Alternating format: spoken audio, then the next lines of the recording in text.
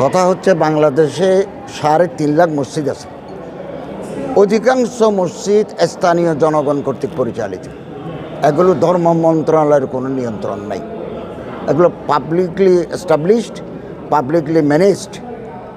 তবে আমরা চিন্তা ভাবনা করতে পারি এই সমস্ত মসজিদের যারা মুতওয়াল্লি আছে, আমরা তাদের সাথে বসে একটা বেতন কাঠামো নির্ধারণ করার আমরা চিন্তা ভাবনা করতে পারি, যাতে অন্ততপক্ষে সম্মানিত ইমাম সাহেবানরা সম্মানজনকভাবে জীবিকা নির্বাহ করতে পারেন।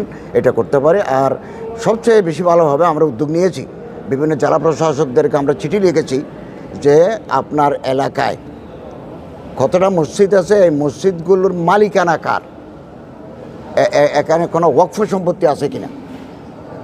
তো ওয়াকফ সম্পত্তি থাকলে আমাদেরকে দলিল দেখাতে বাধ্য।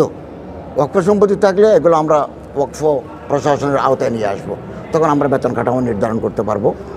আমি নিজেও দীর্ঘদিন যাবৎ ইমামতি করেছি, 16-17 বছর ইমামতি করেছি।